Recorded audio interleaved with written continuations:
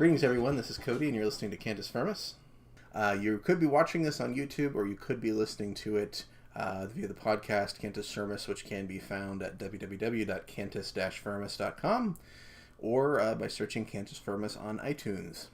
This is a presentation that I was recently invited to give for a college apologetics class, and I wanted to try it out first here, and also share it with a broader audience as well. And to be sure that I don't get too jargony, I've invited my lovely wife, Raven, to sit in and interject, ask questions, that sort of thing. Say hello to the folks, Raven. Hello to the folks, Raven. I stay up for that one.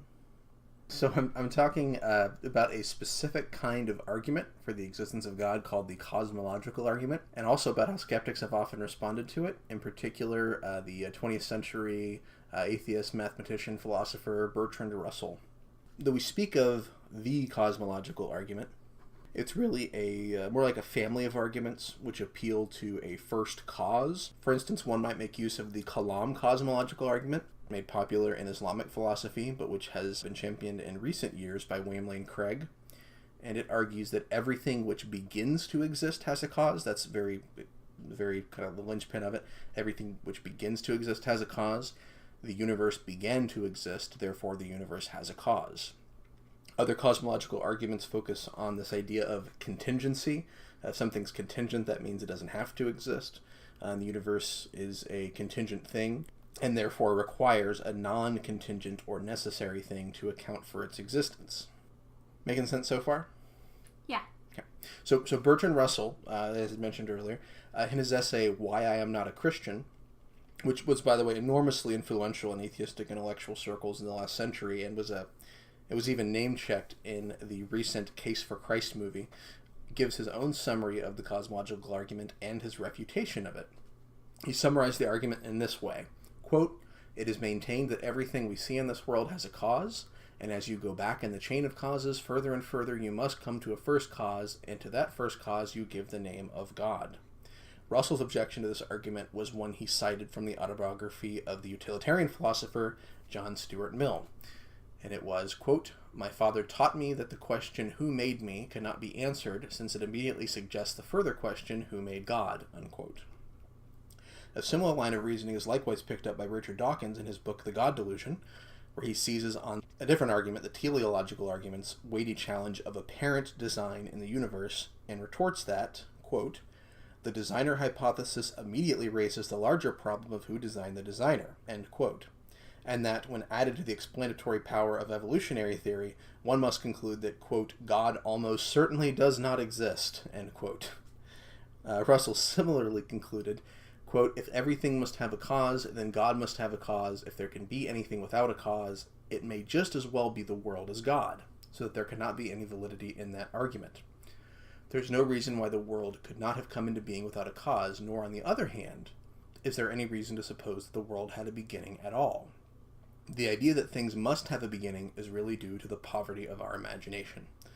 Now, that'll make sense so far? You're looking at me like maybe it doesn't. No, I mean, it makes sense. What you're saying makes sense. I mean, in that it is coming across to the layperson. Okay.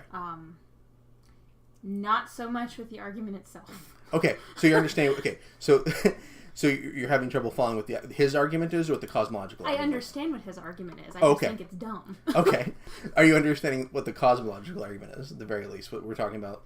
So, like, there's the Kalam one, which just says anything which begins to exist has a cause, the universe began to exist. Yeah.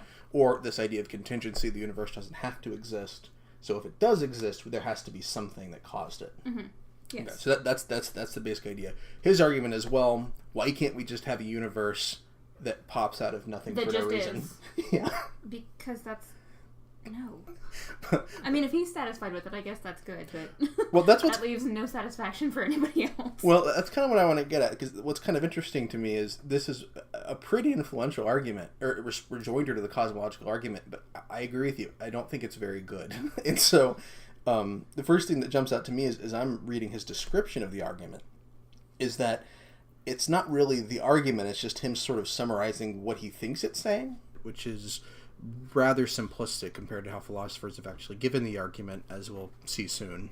For me, that's pretty important, because I think it's important to always represent your opponent's arguments fairly, and also not to let them get away with misrepresenting yours either. We can't have a real conversation if you say something and then I misrepresent what you're saying. Yeah, that's fair.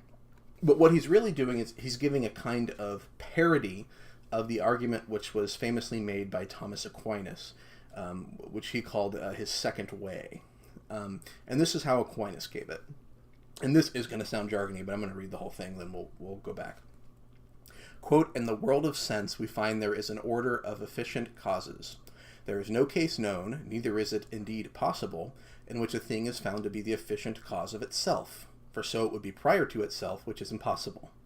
Now, in efficient causes, it is not possible to go on to infinity, because in all efficient causes, following an order, the first is the cause of the intermediate cause, and the intermediate is the cause of the ultimate cause, whether the intermediate cause be several or only one. Now, to take away the cause is to take away the effect. Therefore, if there be no first cause among efficient causes, there will be no ultimate, nor any intermediate cause. But if in efficient causes it is possible to go on to infinity, there will be no first efficient cause, neither will there be an ultimate effect, nor are any intermediate efficient causes, all of which is plainly false. Therefore, it is necessary to admit a first efficient cause to which everyone gives the name of God." Wow. It made me think of the Woody Allen movie, Love and Death. Which part? I think Diane Keaton is maybe quoting Sartre or somebody like that, and it's like this sort of long, winding, kind of existentialist thing or whatever, and Allen says, well, yeah, I said that many times myself. The first thing I'll say here is to try to maybe explain this idea of an efficient cause. He's going back to this this idea that Aristotle had, that there were 4 different kinds of causes. So a material cause, a formal cause, an efficient cause, and a final cause. So, and they're all kind of interesting. So, like, the material cause would be like what something is made of constitutes its behavior. Mm-hmm. So that's, that what it's made of causes it to behave a certain way. Mm-hmm. The final cause is kind of interesting because it's a little different. It's actually this notion that something is actually caused by its effect in a sense, because it's made for a purpose. So, like, a boat, a cause of a boat is sailing. Because you want it to sail, that's what you've made it for. So in a sense, that's its cause. Okay. So that's the final cause. So that would be like, if you're thinking about like why God made the universe, that would be the cause of the universe, the final cause of the universe. But the efficient cause is this kind of an agent who brings something about.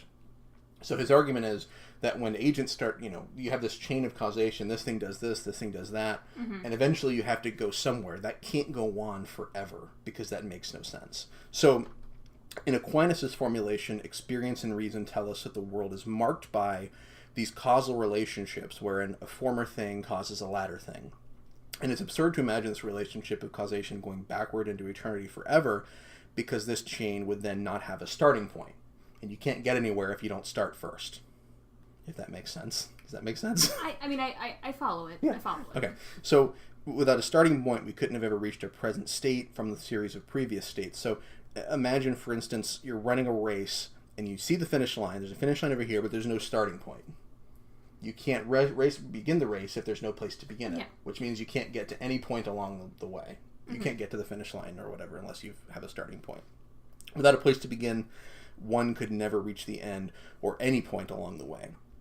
Therefore, there must finally be one original first cause in order for our experience of cause and effect to make sense. Note that Aquinas is not claiming that everything has a cause, only that every effect must have a cause, going back to a first cause, which was not itself caused. It was not the effect of something else. Yeah. So that's essentially what Aquinas was arguing. Now, if we go back to how Russell responded to it, we'll sort of see what the problems here are. One problem with Russell's response is that he gives 2 alternatives to the cosmological argument. One of them is, well, maybe the universe is infinitely old. Russell actually gave us a reason to reject this idea of an eternally old universe in another essay he wrote, which was called Has Religion Made Useful Contributions to Society?, where he points out that, quote, the second law of thermodynamics makes it scarcely possible to doubt that the universe is running down, and that ultimately nothing of the slightest interest will be possible anywhere, end quote. So if the universe is running down, we'll eventually reach a place where nothing can exist and nothing can happen. And if the universe is infinitely old, the universe would have already run down an infinite amount of time ago, meaning Russell couldn't have written his essay. Unless Russell would have been willing to admit that his work on this subject wasn't of, quote, the slightest interest, end quote, he shouldn't have argued in support of an eternally old universe. Add to this what we discussed earlier, that problem of infinite causation being incoherent, that you can't, if you don't have a place to start, you can never get anywhere. Yeah.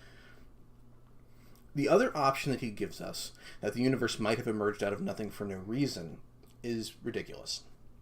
As philosopher William Lane Craig has quipped, such a solution is, quote, worse than magic, end quote, since at least with the magic you have the magician in the hat. Russell's solution is akin to a rabbit appearing out of thin air for no reason. That such a solution is acceptable to atheists demonstrates, in my opinion, their desperation. If they have to have a universe appear out of nothing for no reason to avoid God, then so be it. If the universe came into existence, which I think it's obvious that it did, the only sensible cause is a timeless one if we're to pull ourselves out of a never-ending chain of causation. Agreed. So that is essentially what the cosmological argument is saying, and those are the problems with how Russell has tried to respond to it. Or those are some of the problems. You could actually multiply responses as well. Yeah, I'm finding several things you could probably make points on. So that's it for the cosmological argument. This was a quick one. A lot of the stuff that this material here is also in a book that I recently wrote called Post-Enlightened, Reflections on 200 Years of Anti-Christian Writing from Thomas Paine to Richard Dawkins. And if you're interested, you can get it in paperback and Kindle on Amazon.com. And I can also email you a free copy if you're interested. Just email me, Cody@cantusfirmus.com. And while you're shooting me a message, if you want to do that, go ahead and check out my website, www.cantus-firmus.com. You can check out my blog there, other podcasts that I've done, and also other things that I've written.